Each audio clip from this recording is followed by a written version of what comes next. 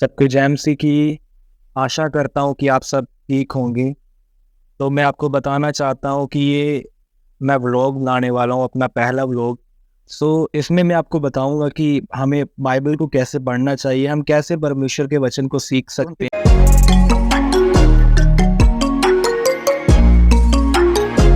और मैं आपको दिखाऊँगा कि कैसे-कैसे हम परमेश्वर के वचन को सीख। सबको गुड मॉर्निंग। मैं उठ चुका हूँ, तो मैं आपको दिखाना चाहता हूँ कि ये देखें, यहाँ पर मैं आपको बताऊँगा कि मतलब हमें किस तरह से परमेश्वर के वचन को सीखना चाहिए। अभी जस्ट सुबह के 5 बज के कुछ मिनट हुए हैं, मैं 5 बजे उठ गया था और मैं तैयारी करने वाला हूँ। मैं आपको बता पाऊँ इस विषय के बारे में।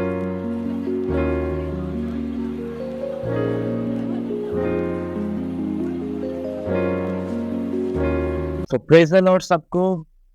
आज मैं बहुत आनंदित हूँ आपको ये बताते हुए कि मैं आपको वो बातें बताने वाला हूँ जिन बातों के विषय में मैंने प्रभु से सीखा, लेकिन मैं आज आपसे शेयर करना चाहता हूँ। मैं बहुत एक्साइटेड हूँ और मैं आशा करता हूँ कि जब आप भी इन बातों को सुनेंगे, आपको मज़ा आएगा और आप कुछ अद्भुत सीखेंगे इस वीडियो के द्वारा। अंत तक इस वीडियो के साथ बने रहें।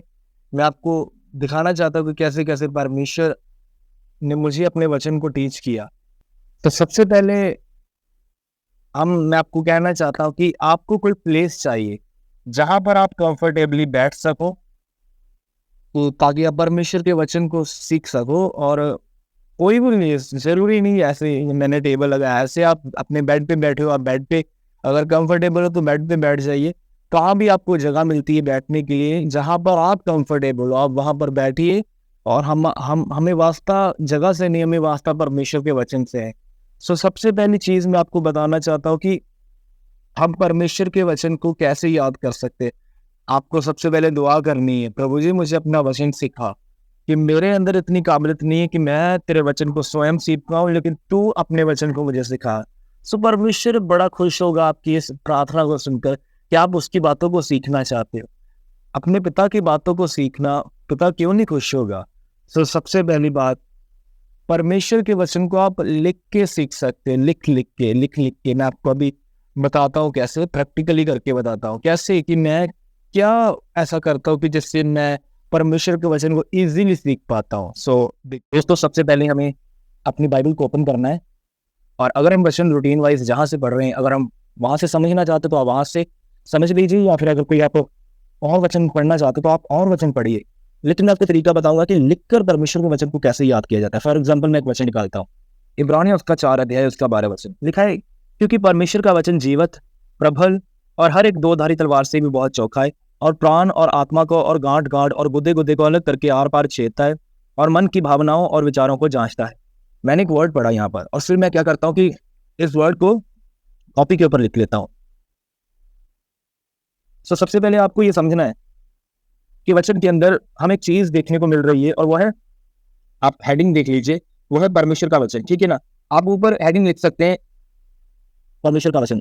मैं लिख लेता हूँ वर्ड ऑफ गॉड इंग्लिश में। परमेश्वर का राइटिंग अच्छी नहीं है, लेकिन राइटिंग के ऊपर मत जाइए, आप ये देखें कि मैं लिख क्या रहा हूँ। हाँ, सबसे पहले बाइबल कहती है इब्रानियां 4 अध्याय और उसका 12 वचन। ठीक है ना। तो मैंने यहाँ पर देखा परमेश्वर का वचन, मैं लिख देता हूँ परमेश्वर का वचन। परमेश्वर का वचन क्या है, देखिए, जैसा मुझे पवित्र आत्मा सिखाता है मैं वैसा लिख देता हूँ, और यही लिखा हुआ वचन फिर मैं प्रीच कर देता हूँ, क्योंकि जो मुझे पवित्र आत्मा टीच करता है मैं उसी को प्रचार करूंगा। ठीक है ना। किसी को सुनने से बेटर है कि हम प्रभु को सुने, तो ये ज्यादा हमारे लिए महत्वपूर्ण रहेगा। सबसे पहला पॉइंट है, परमेश्वर का वचन जीवत। अब पॉइंट बना लिया करिए। देखिए, यहाँ पर लिखा है परमेश्वर का वचन जीवत है, आगे कॉमा डाल के और प्रबल।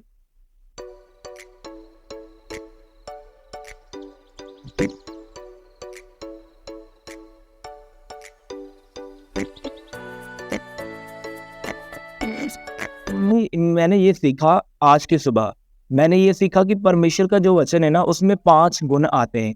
और भी गुण हो सकते हैं, अगर और वचनों को पढ़ेंगे। आप ऐसा भी कर सकते हैं कि इसके जहां पर आपको परमेश्वर का वचन लिखा हुआ मिलता है बाइबल के अंदर से कि परमेश्वर का वचन, आप उन वचनों को आपस में मिलाइए और देखें कि क्या रिजल्ट निकलता है। मैंने 5 पॉइंट निकाले, तो इस तरह से आप परमेश्वर के वचन को लिख लिख कर क्या कर सकते हैं, याद कर सकते हैं। तो मैंने ये वे प्रभु से सीखा, सच कहता हूँ। मुझे बहुत अच्छा लगता है ऐसा लिखकर। अब मेरे माइंड में सेट भी हो गया ना कि परमेश्वर के वचन में 5 चीजें हैं। ये बेटर वे है। सही है। मेरी वो बाइबल जिससे मैं पवित्र वचन का अध्ययन करता हूँ, वो डायरी है जिसमें मैंने परमेश्वर के वचनों को लिख लिख के याद किया। न केवल याद किया, मैंने बहुत सारे ऐसे विषय भी तैयार किए। प्रार्थना क्या करती है, मन का परिवर्तन, एक असली मुसाफिर कौन होता है, your weapon is very important, ऐसे करके। तो परमेश्वर के वचन का मैंने अध्ययन किया। धोखा ना खाओ, ये देखो, शैतान के बारे में।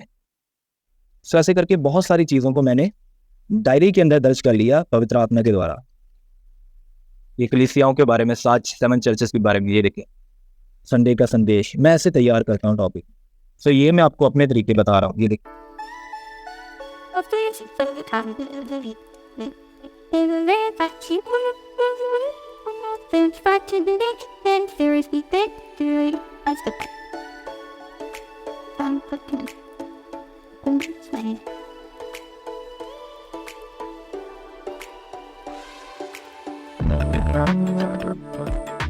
से लॉकडाउन के अंदर मैंने इस पे बहुत सारे वचन लिखे थे। हम परमेश्वर को कैसे प्रसन्न कर सकते हैं, ऐसे करके विषय हैं। ये मैं घमंड नहीं कर रहा हूँ, लेकिन मैंने इन चीजों को संभाल के रखा क्योंकि मेरे लिए ये खजाना है।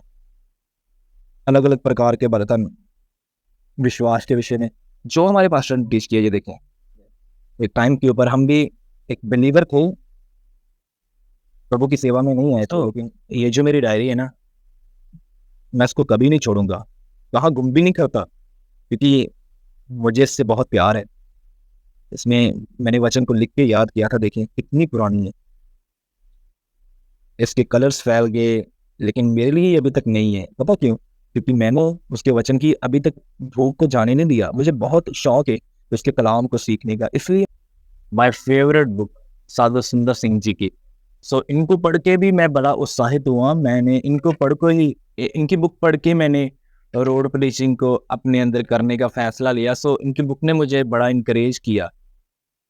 इनकी बुक ने, इनकी मूवी भी है, अगर आप यूट्यूब के ऊपर जाएंगे तो मेरी सलाह जरूर देखें उस मूवी को। साधु सुंदर सिंह करके मूवी लिखें, हिंदी में आ जाएगी पूरी। सो ये बुक है, ये आगे उनकी फैमिली में साधु किशन सिंह और सिस्टर शांता कौर थे, दोनों भाई और बहन थे। 7 दिन भूखे रहो, ट्रेन की पटरी पर चले, लहू लुहानो, बहुत सारी परीक्षाएं। सो इस बुक ने मुझे बड़ा उत्साहित किया। ये प्रभु की महान सेविका कैथरीन कुलमिल, जो पवित्र आत्मा के टच में हमेशा 24 घंटे रहती थी, इनकी बुक को मैंने पढ़ा। सो बुक्स को पढ़े आप भी। पास्टर पॉल योंगी, जो बहुत अच्छे परमेश्वर के सेवक, तो डीजीएस पॉल दिनाकर, बहुत अच्छे बहुत अच्छे बहुत अच्छे प्रभु के सेवक है। सो बहुत कुछ देखें। बुक का नाम पवित्र आत्मा के वरदान। मैंने परमेश्वर के वचन को बहुत क्लियरली, जब ये बुक मुझे किसी भाई ने बताई थी, सो मैंने जब इस बुक को पढ़ा, देखिए हेडिंग की encounter with the Holi spirit, जब मैंने इस किताब को पढ़ा, सो मैंने बहुत सारी ऐसी बातों को जाना जो ऑलरेडी हमारे जीवन में थी, लेकिन बुक को पढ़ने के द्वारा वो कंफर्मेशन हो गया कि ये ट्रू है। इससे बहुत अच्छी किताबें हैं। कुछ मैंने पढ़ी हैं, कुछ मैंने नहीं पढ़ी अभी तक। आप देख सकते हो, हमारी मैंने एक लाइब्रेरी छोटी सी देखी हमारे घर में जो हमने बढ़ाई है, वहां पर बुक्स रखी है हमने, मसीही जीवन की गहरी बातें। और भी बुक्स है, जंगल में पुकारने वाले की आवाज, आराधना के विषय में, ईश्वरी चंगाई, परमेश्वर है कहाँ, जैक कोनन, गेनिंग ग्रेट अप्रूवल, इंग्लिश में है। मोह इच्छाओं पर जय, ये भी साधु सुंदर सिंह की poster with the bleeding field. ऐसा रसूल जिसके पैरों से खून बहता है, मसीह के साथ चलना, ये पंजाबी में है। सो आप भी बुक्स ऑर्डर करें, पढ़े। ये बुक्स हैं दो। एक दिन मैं किसी प्रभु के दास से बात कर रहा था, तो उन्होंने कहा कि इनकी बुक ऑर्डर करो, तो उन्होंने भेज दी। अभी तक मैंने रीड नहीं की, लेकिन पक्का मैं रीड करूंगा। ये मुंबई से पास्टर अनिल पात्रे करके हैं, उन प्रभु के दास ने मुझे ये 2 बुक्स भेजी थी। तो एक और बुक्स मुझे न्यू मिली, ये भी बहुत अच्छी लग रही है इंग्लिश में, इसको भी मैं रीड करूंगा। सो बुक्स पढ़े। बुक्स पढ़ने से क्या होता है कि आपकी जो नॉलेज है वो बढ़ती है और आप और परमेश्वर के रहस्यमय बातों को जान पाते हैं। ये कैसी ये चिट्ठी है जो मैंने अभी लैमिनेट करवाई। वैसे प्रभु हमारे लिए सबसे महान है, लेकिन इस चिट्ठी के बीच में मेरी मम्मी को प्रभु के दास डैनी हिंग ने एक लेटर लिखी थी। आपको छोटी सी चीजें दिखाना चाहता हूँ, ओके? तो प्लीज आप भी ऐसे परमेश्वर के वचन को सीखते हैं। सो आप भी ऐसे परमेश्वर के वचन को लिख लिख के याद कर सकते हैं। बहुत मजा आता है, बहुत अच्छा लगता है। जैसे मैंने आपको वे बताया, सेम वही अप्लाई करें। मैं आपकी गारंटी देता हूँ यीशु मसीह के नाम में कि पक्का थोड़े दिनों के अंदर आप परमेश्वर के वचन को समझना स्टार्ट करेंगे। सो पहला तरीका, परमेश्वर के वचन को लिखकर याद करें या सीखें, और बुक्स पढ़ें साथ में। बुक्स आप पढ़ पढ़ के बहुत अपने आप को मसीही सफर में आगे बढ़ा सकते हो। तो सेकंड थिंग, वो मैं अभी बाद में आपको बताऊंगा कि आप कैसे परमेश्वर के वचन को सीख सकते हैं। तो पूरी वीडियो को देखना, आपको बहुत मजा आने वाला है। सुबह सुबह मौसम भी बड़ा अच्छा है, बड़ा सुहावना मौसम हुआ आज हुआ है। सो बहुत बेस्ट फीलिंग आ रही है यहाँ पर बैठकर। आपको ये बताते हुए बड़ी खुशी हो रही है, ऐसे ही दिल किया कि आपको बताओ कि ऐसे हम कर सकते हैं। तो दोस्तों, मैं अपने घर से निकल चुका हूँ, ये नीचे मेरी बाइक है, इससे जाऊंगा।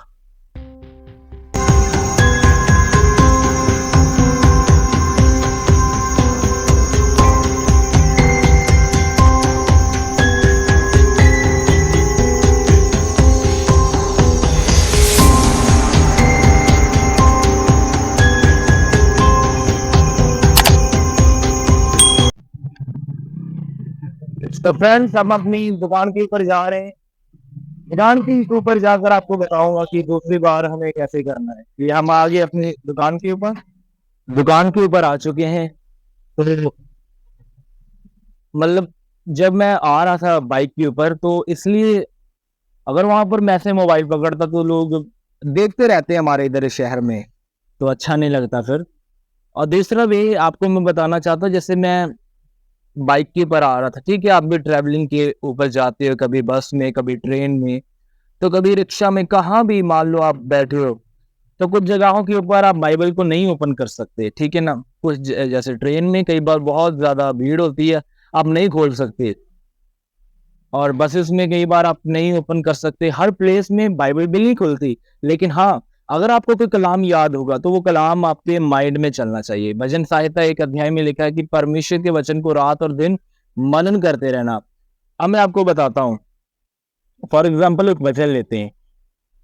तो आपने एक वचन पढ़ा होगा ना, जब मरियम के ऊपर स्वर्गदूत ने ये जाहिर किया कि तेरे घर में एक बेटा आएगा तो उसका नाम यीशु रखना। जब इस बात को ये सब ने सुना, तो उसको उसको कुछ हुआ थोड़ा सा कि मैं, वहां पर एक वर्ष लिखी है, ध्यान से पढ़ना।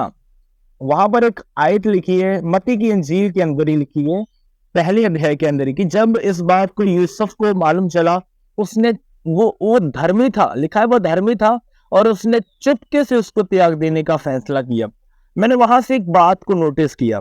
अब इस बात को मैंने सुन लिया कि वह धर्मी था। जब उसको इस बात का पता चला, वह धर्मी था, और उसने चुपके से उसको छोड़ने का फैसला किया। मैंने इस बात को देखा, और मेरे पास बाइबल नहीं है, अब मैं कैसे इसको समझूं? हाँ, एक रास्ता है, मैं अपने माइंड में इसको पढ़ सकता हूं। कैसे? मैं अपने माइंड में इस तरह से पढ़ सकता हूं कि वह धर्मी था।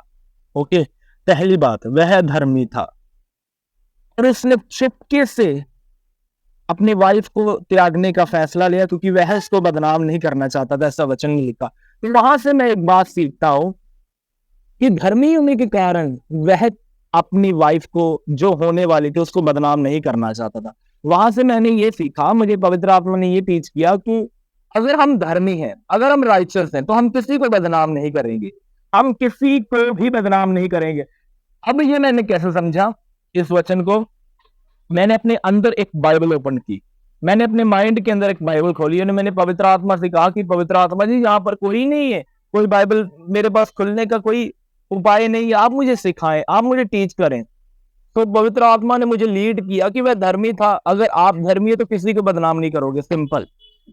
तो दूसरे नंबर के ऊपर, आप परमेश्वर के वचन को, जो आपने सुना है या लिखा है, उसको आप याद कर करके अपने अंदर उसको आप कर सकते हो, दोबारा मेडिटेट कर सकते हो, याद कर सकते हो, मनन कर सकते हो। बाइबल आपके लिए नई होती जाएगी, अगेन बाइबल आपके लिए खुलती जाएगी दोबारा।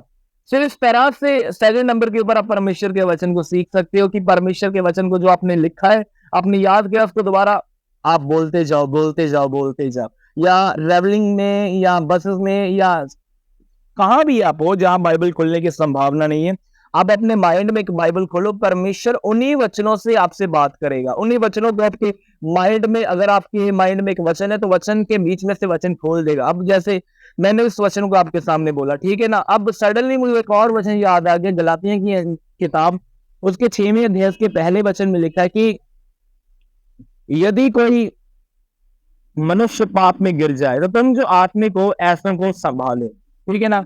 एक वचन मुझे अभी और याद आया, अभी अभी एक वचन में लिखा है कि जो प्रेम करता है वो अनेक पापों को कवर कर देता है।